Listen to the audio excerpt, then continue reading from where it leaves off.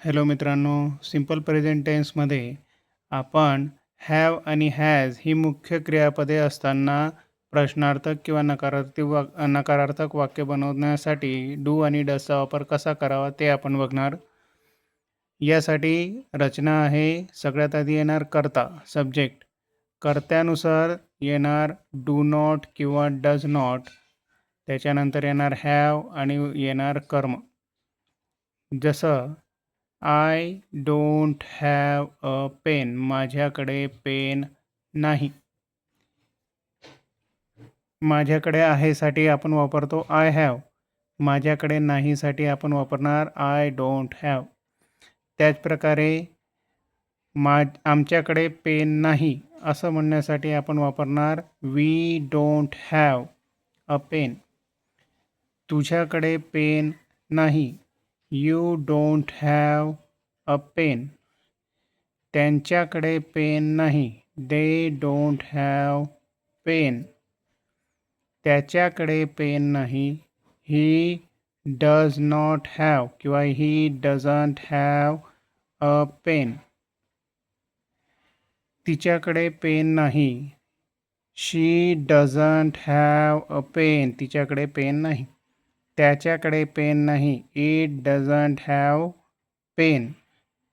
रामकडे pen नाही, Ram doesn't have pen. जर आपल्याला असं म्हणायचं आहे माझ्याकडे पुस्तक नाही, तर आपण वाक्य असं बनवणार I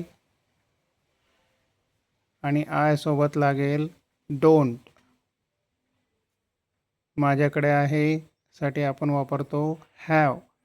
I don't have a book. माझ्याकडे पुस्तक नाही. तिच्याकडे सोन्याचे दागिने नाहीत.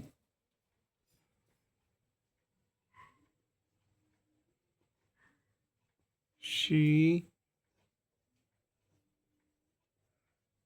doesn't have gold ornaments.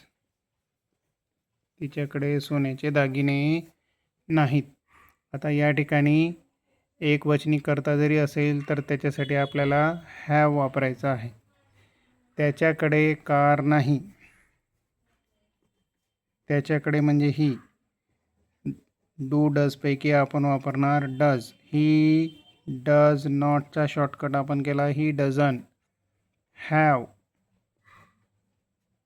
A car. त्याच्याकडे कार नाही. आपल्याकडे लॅपटॉप नाही. आपल्याकडे म्हणजे वी. वीसाठी येणार डोंट. आपल्याकडे आहे म्हणण्यासाठी आपण हॅव वापरतो वी हॅव. आमच्याकडे आहे. आमच्याकडे नाहीसाठी वापरणार we don't have a laptop. We don't have a laptop. त्यांच्याकडे कॅमेरा नाही. They don't have camera. त्यांच्याकडे कॅमेरा नाही. त्याच्याकडे खेळणी नाही किंवा खेळणे नाही. It doesn't have a toy. त्याच्याकडे खेळणी नाही. तिला मूल नाही किंवा तिला मुलं नाही. She doesn't have child. त्याच्याकडे डोके नाही. ही डझंट हॅव अ ब्रेन. डोक्याचा अर्थ या ठिकाणी बुद्धीशी आहे. त्याच्याकडे बुद्धी नाही किंवा त्याची विचार करण्याची क्षमता नाही, या वाक्याला आपण त्याच्याकडे डोके नाही असं म्हणू शकतो. आपल्याकडे योजना नाही, हे वाक्य लिहिणार आपल्याकडे मीन्स वी साठी वापरणार आपण डोंट. काय नाही, आपल्याकडे नाही. वी डोंट हॅव प्लॅन, आपल्याकडे कोणताही प्लॅन नाही. त्यांना भावना नाही, त्यांना म्हणजे दे नाही, दे डोंट हॅव feelings.